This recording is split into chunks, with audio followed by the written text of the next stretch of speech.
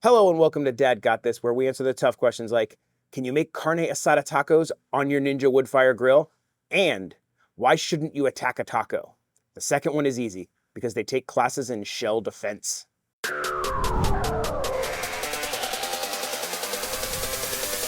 This video is another video in my series of videos sponsored by and inspired by Roosevelt shirts. This one is called Guac Roll. Now, they have a lot of shirts that are based on TV and movies and IP, but this one's just based on tacos. And I thought it was perfect to inspire this carne asada recipe. I put out the call, what do you guys want to see on the channel? And one of the things you guys wanted to see was some authentic Mexican food. Now, I can't say how authentic this is going to be because when I looked up carne asada, it was like kind of everybody does their own thing for carne asada. There's all kinds of different recipes you could do, different marinades, different stuff goes in it. So it's kind of like, as long as you have the right meat and a marinade, you're basically making carne asada. If you say so. So let's see what my take on carne asada is. Carne asada translates basically to grilled meat, roast meat, grilled meat. As long as you are grilling or roasting meat, you are making carne asada. Now, I've seen wild variations on the meats used. Flank, flap, ribeye, doesn't matter. As long as it's a meat, a steak, it's good to go for carne asada. The most common one I ran into, though, was skirt steak, which is a favorite of mine, and it's great for grilling because it grills up fast and it's delicious. So I'm going to use skirt steak for my carne asada. First thing I'm going to use is some cilantro. So we're just going to give this a rough chop. Roughly about half a cup. A third of a cup of soy sauce. A third of a cup of avocado oil. Now here's where I throw a twist at it. A lot of the recipes I found will use like an orange juice or something like that. Well, I want to be different. So I'm using mango nectar or mango juice. A third of a cup. And because mango juice is not very acidic, we need some acid. So we are going to throw in a third of a cup of lime juice. And 3 tablespoons of white vinegar. In here, I have a tablespoon of smoked paprika, a tablespoon of cumin, and a teaspoon of white pepper. Now, if you want to spice things up a little bit, you can use cayenne pepper or chili powder, but my family's not a big fan of the spice, so I like to use smoked paprika for a little bit of that pepper flavor and the color without the spice. The next thing we need is some oregano, and this is actually Mexican oregano. We grow it in our garden here. If you can't find Mexican oregano, just go ahead and use regular oregano. We need about 2 tablespoons of this. So I'm going to chop up a couple Mexican oregano leaves here. Mexican oregano. Garlic. I'm going to use 8 cloves. I know that's a lot. Use less if you don't like garlic as much as I like garlic.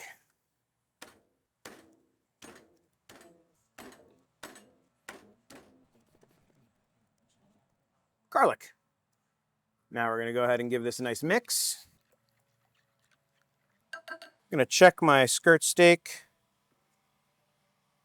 I'm going to remove some of this silver skin here.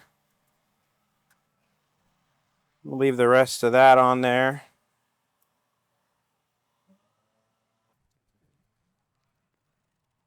That's all I'm going to do to it. We're going to take it, place it in a gallon freezer bag. We're going to pour our marinade all over it. Put a little mix in the bag. Get the air out. And this is ready to go in the fridge for at least 2 hours, but it's better if you do it overnight. Now, because it's better you do it overnight, I actually did this exact same process on another skirt steak last night. What happened to then? So it'd be ready right now. When will then be now? Soon. Let's get our Ninja Woodfire ready. We're gonna set our grill to high, and we're gonna just turn the timer to an hour. It's not gonna take an hour. I just don't want it to shut off. Now, I did mention that this shirt is called Guac Roll. So I feel like we have to make some guacamole to go with our carne asada tacos. We're gonna make our guacamole to kind of match our marinade. For guacamole, you're gonna want about 3 ripe avocados. Cut them better than I do. That one's overripe.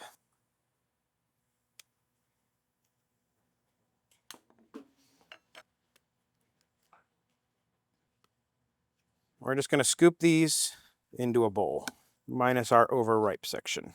I got 2 big juicy limes here, hopefully, which we are gonna put right in here. They are actually very juicy.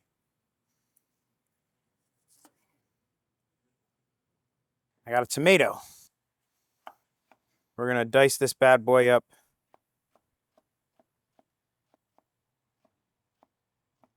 Roughly diced. Doesn't have to be pretty. Now, if you want to do it the old cross-cut method, you could do that. I just find it's just easier to go with a simple. And then this way, now you've got more of a real dice versus what I did the first time, which was kind of like a rough chop that I can then just kind of go over, and I'm not worried about this being perfect. Tomato. Like I said, I want to keep with our marinade. So I've got 1/3 cup of mango juice. I'm going to start with about half of that. We're going to chop up some more cilantro.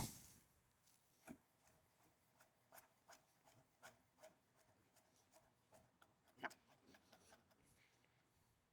couple tablespoons of fresh cilantro and a little bit of white onion.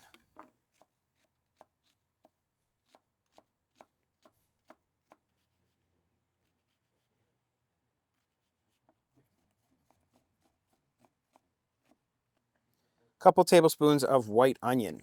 Now we're going to mash our avocados.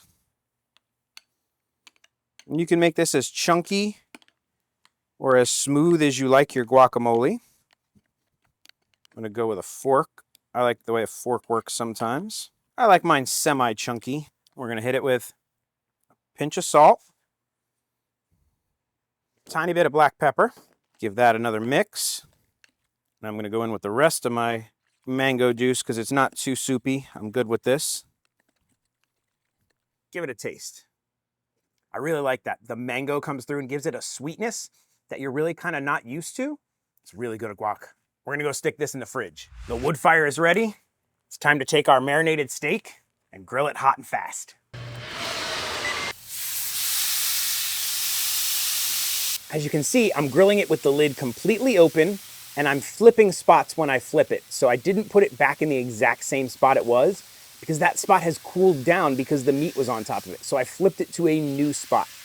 Now, why am I using the griddle? I am using the griddle because I want solid surface contact with that steak the whole way through.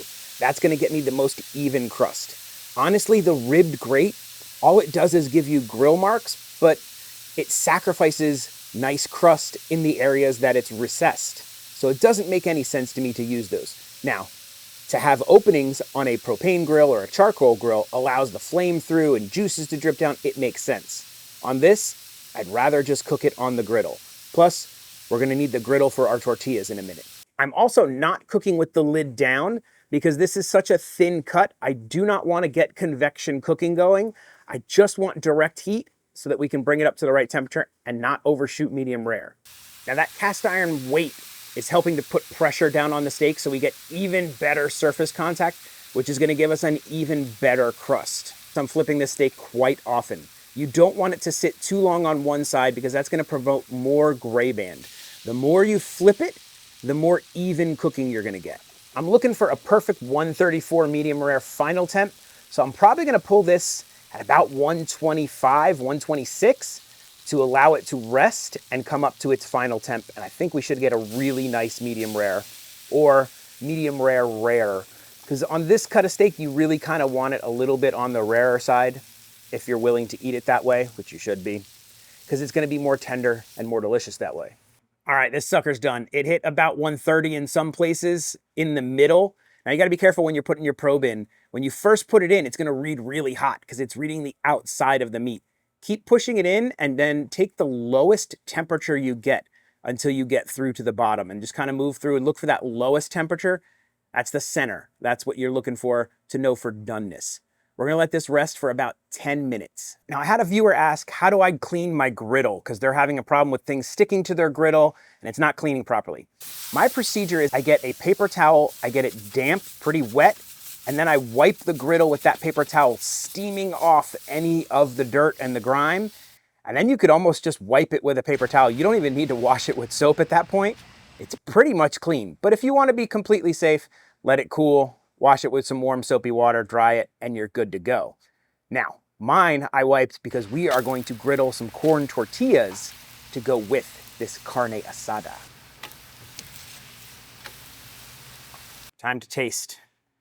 Let's cut up a lime, a couple lime wedges.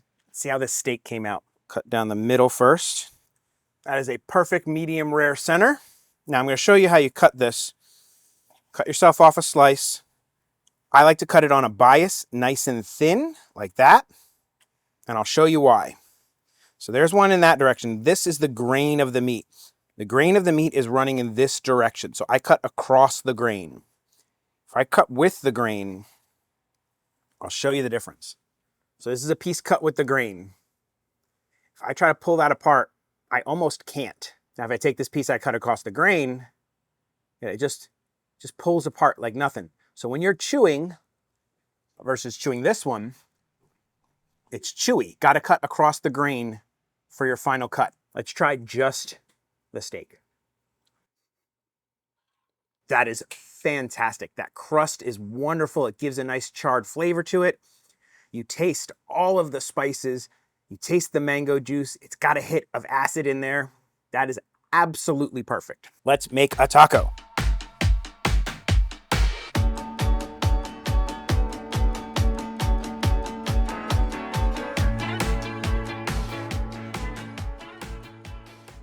That is amazing. It just has like a bright flavor to it. The mango adds such a unique taste to this, a sweetness. Now you could put sour cream, you could put cheese, lettuce, whatever else you want on it. I just wanted to taste it this way, so I was tasting the exact ingredients I made. Absolutely delicious. I hope you enjoyed that recipe. If you want this recipe, it is on my website, dadgotthis.com, along with most of my other recipes. I'm working to get all of my recipes up there. So if there's not one up there, please let me know, and I'll work to get it up as soon as possible. If you enjoyed this video, please go check out Roosevelt's, RSVLTS.com. I can't talk enough about how great their shirts are. They are lightweight, they are easy to clean, you don't have to iron them, and this one is awesome. If you want to get this specific Guac Roll one, I will throw the link down to this exact shirt in the description, along with links to everything else that I use. Now, some of those links are affiliate links. If you use them, it helps me out, and I appreciate it. Do the likey subscribe. YouTube loves it when you leave a like and leave a comment. I answer just about every comment in my comment section. And if you really want to support this channel, consider becoming a member. Members get 24-hour early access to videos, behind the scenes updates, they get shout outs, they get credits in the video. They also hold a very special place in my heart. If you become a top tier level member, I will send you a holiday card signed by me and the kiddo. So I think we answered a couple questions. Is this an awesome shirt? Yes. How do you make carne asada on your Ninja Woodfire Grill? Super simple. Follow my recipe. Guess that only leaves one question left to answer. Why did the taco warn me about the chips? He said they were nacho friend. Yeah, pretty bad. Dad may tell horrible dad jokes. Wear fantastic shirts from Roosevelt's. Make fantastic carne asada and guac. But one thing Dad will never do is an outro. So that's it. Bye. This episode of Dad Got This was brought to you by our producers. Thank you very much.